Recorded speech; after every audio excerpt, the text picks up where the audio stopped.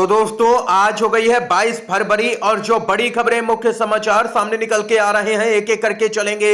सभी बड़ी खबरों को आप तक आगे इसी वीडियो में पहुंचाएंगे। दोस्तों लगातार हमारे साथ आगे इसी वीडियो में बने रहिएगा। सीधे खबरों की तरफ बढ़ते हैं दोस्तों। उससे पहले अगर आप लोग भी यही मानते हैं कि देश के अंदर चुनाव आयोग को सभी चुनाव निष्पक्ष तरीके से करवाने चाहिए तो अभी इस वीडियो को लाइक कीजिएगा दोस्तों, और कमेंट बॉक्स में जय हिंद जय भारत जरूर ही कमेंट कीजिएगा।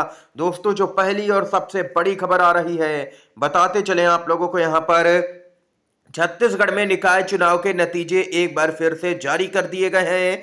जी हां दोस्तों, आप लोगों को बताते चले कांग्रेस और भाजपा का अपना अपना जीत का दावा है। दूसरे चरण की मतगणना हुई पूरी। बीजेपी का 97 सीटों पर जीत का दावा।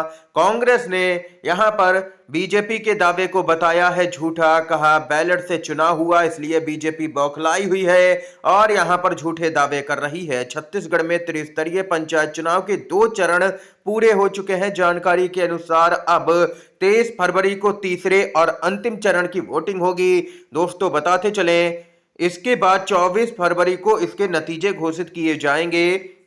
जानकारी के लिए बता दें कि बीते 20 फरवरी को प्रदेश के 43 ब्लॉकों में मतदान संपन्न हुआ। ऐसे में मतदाता सरपंच, जनपद पंचायत सदस्य और जिला पंचायत सदस्य चुनने के लिए बड़ी संख्या में मतदान केंद्रों पर लोग पहुंचे और वहीं अब नतीजे जारी हो चुके हैं। दोस्तों बीजेपी ने अपना जीत का दावा किया है कि 97 सीटों पर हम जीते हैं, जबकि कांग्रेस पार्टी ने साफ तौर पर कहा है कि 97 तो छोड़िए, बीजेपी को 57 सीटें भी नहीं आई हैं।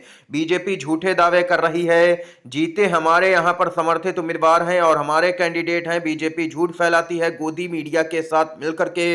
अब तो चुनावी नतीजों को लेकर के भी यहां पर बीजेपी भ्रम पैदा करने लगी है। दोस्तों ये अपडेट आई है। इसके साथ ही जो अगली बड़ी खबर है बताते चले। यहां पर सुप्रीम कोर्ट का बहुत बड़ा एक्शन। मोदी की ईडी को जबरदस्त तरीके से फटकार लगा दी है। कानून के खिलाफ दलीलें देना बर्दाश्त नहीं करेंगे। आखिर किस मामले में ईडी की सुप्रीम कोर्ट ने खिंचाई कर दी है बताते चले आप लोगों को। यहां पर सुप्रीम कोर्ट ने कहा है कि वह केंद्र सरकार की तरफ से कानून के विपरीत दी गई कानूनी दलीलों को बर्दाश्त नहीं करेगा। सुप्रीम कोर्ट ने यह सख्त टिप्पणी प्रवर्तन निदेशालय यानी कि ईडी के इस तर्क को नकारने के बाद की है कि पीएमएलए की धारा 45 का प्रावधान किसी महिला पर लागू नहीं होगा। जस्टिस अभय एस ओका और जस्टिस उज्जवल भुइयां की बेंच ने कहा कि यूनियन ऑफ इंडिया के द्वारा कानून के विपरीत दी गई दलीलें देने के आचरण को हम किसी भी कीमत पर बर्दाश्त नहीं करेंगे। इससे पहले कोर्ट ने एडिशनल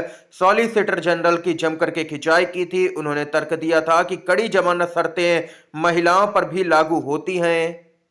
तब यहां पर कोर्ट ने बताया था कि धारा 45 के प्रावधान में जमानत के लिए महिलाओं को 2 शर्तों से साफ तौर पर छूट दी गई है। दोस्तों कुल मिलाकर के यहां पर बताया जाए आप लोगों को तो ईडी जो अपनी मनमानी करती है, धारा 45 का जम करके दुरुपयोग करती है, देश भर में मनमानी करती है, उस पर अब यहां पर रोक सुप्रीम कोर्ट की लग चुकी है। जबरदस्त झटका दे दिया है। सुप्रीम कोर्ट ने साफ तौर पर कह दिया है कि कानून के अनुसार चलो, वरना सलाखों के पीछे ईडी के अधिकारियों को डाल देंगे।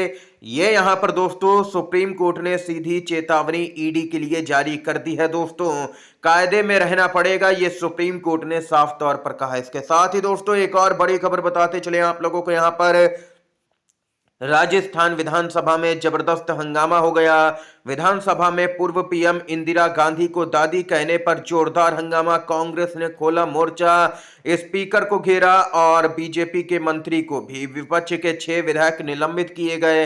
राजस्थान भाजपा के मंत्री इंदिरा गांधी को आपकी दादी कहकर के मजाक उड़ा रहे थे।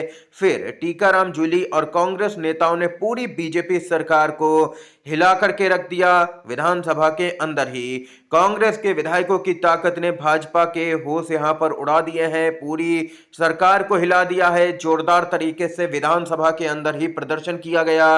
वार्ता विफल हुई। यहां पर कांग्रेस विधायकों का सदन में ही धरना लगातार जारी रहा।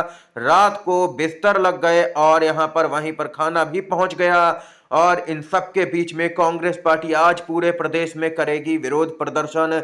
ये यहां पर दोस्तों खबर सामने निकल के आई है। स्पीकर ने भी कांग्रेस के ही विधायकों पर यहां पर एक्शन लिया और 6 विधायकों को निलंबित कर दिया, जबकि एक्शन लेना था बीजेपी सरकार के मंत्री पर, जो कि लगातार यहां पर इंदिरा गांधी को लेकर के बयान दे रहे थे, मजाक उड़ा रहे थे, जिस पर क्या था, नेता विपक्ष टीकाराम जूली भड़क गए और साथ में आ गए कांग्रेस के सभी विधायक। यहां पर ये अपडेट आई है दोस्तों। इसके साथ ही नेता विपक्ष राहुल गांधी ने मोदी सरकार को अडानी के मामले पर घेरा। राहुल गांधी बोले, अमेरिका में नरेंद्र मोदी के मित्र अडानी के खिलाफ में लगातार कार्रवाइयां हो रही हैं, लेकिन भारत में कोई कार्रवाई नहीं हो रही है। राहुल गांधी ने आगे कहा कि अमेरिका कह रहा है कि अडानी ने भ्रष्टाचार किया है, लेकिन हिंदुस्तान में प्रधानमंत्री अपने मित्र अडानी से कोई सवाल नहीं पूछ रहे हैं, आखिर क्यों? ये यहां पर दोस्तों राहुल गांधी ने बड़ा सवाल खड़ा कर दिया है। यहां पर जबरदस्त तरीके से घेरा है केंद्र की मोदी सरकार को अडानी के भ्रष्टाचार के मामले में। इसके साथ ही यहां पर अन्ना हजारे, जिनको यहां पर बीजेपी का सहयोगी भी कहा जाता है, अन्ना हजारे एक बार फिर से सक्रिय हो चुके हैं। हाल ही में दिल्ली के चुनाव में बीजेपी का समर्थन इशारों में किया था। 2 मंत्रियों के इस्तीफे की मांग कर दी है। दोस्तों बताते चलें, अन्ना हजारे जो अपने 90 वर्ष में प्रवेश कर चुके हैं, एक बार फिर सक्रिय दिखाई दे रहे हैं। अन्ना हजारे ने आरोपित मंत्रियों से इस्तीफा देने की मांग की है। इस दौरान अन्ना हजारे ने किसी का नाम नहीं लिया, लेकिन उनके इशारे से यह साफ पता लगता है कि उनका निशाना आरोपित धनंजय मुंडे और माणिक राव कोकाटे पर था। दोस्तों बताते चलें आप लोगों को, यहाँ पर एक बार फिर से देख सकते हैं कि अन्ना हजारे एक्टिव हो चुके हैं। राज्य सरकार के मंत्री धनंजय मुंडे पर कई आरोप लग रहे हैं और उनके इस्तीफे की मांग की जा रही है। वहीं माणिक राव कोकाटे को भी न्यायालय ने 2 साल की सजा सुनाई है। उनकी भी सदस्यता जाना तय है और मंत्री पद भी जाना तय माना जा रहा है, क्योंकि 2 साल की सजा अगर किसी भी एमपी एमएलए को होती है तो उसकी सदस्यता स्वतः ही समाप्त हो जाती है कानून के अनुसार। ये यहाँ पर दोस्तों खबर है। दोस्तों खबर आ रही है पश्चिम बंगाल से, जहां पर बंगाल विधानसभा के चुनाव में टीएमसी की फिर मदद करेगी आईपैक। ममता बनर्जी के साथ में प्रतीक जैन ने की है बैठक। पश्चिम बंगाल में साल 2018 के लोकसभा चुनाव में तृणमूल कांग्रेस को कम सीटें मिली थी। उसके बाद तृणमूल कांग्रेस के राष्ट्रीय महासचिव अभिषेक बनर्जी की मदद से प्रशांत किशोर की संस्था आईपैक की बंगाल में एंट्री हुई थी और तृणमूल कांग्रेस को आईपैक ने चुनाव लड़ने में मदद की थी। लेकिन हाल ही में ममता बनर्जी ने आईपैक को लेकर के एक बयान दिया था, जिससे यह अटकलें बढ़ गई थी कि क्या फिर 2026 के चुनाव में आईपैक टीएमसी की मदद करेगी। इस बीच प्रशांत किशोर बिहार में खुद अपनी राजनीतिक पार्टी बना चुके हैं और वह बिहार में सियासत कर रहे हैं, लेकिन इन अटकलों के बीच ममता बनर्जी ने आईपैक प्रमुख और पोल सर्वेक्षक प्रतीक जैन के साथ में बैठक की है। यह बैठक पश्चिम बंगाल के राज्य सचिवालय में हुई है। आपको बता दें कि ममता बनर्जी की पार्टी यहां पर आईपैक की मदद से चुनाव लड़ सकती है और यहां पर बीजेपी को करारा झटका एक बार फिर से पश्चिम बंगाल में दे सकती है। दोस्तों इस समय की तमाम बड़ी खबरें, मुख्य समाचार थे दोस्तों जो हमने आप तक पहुंचाए।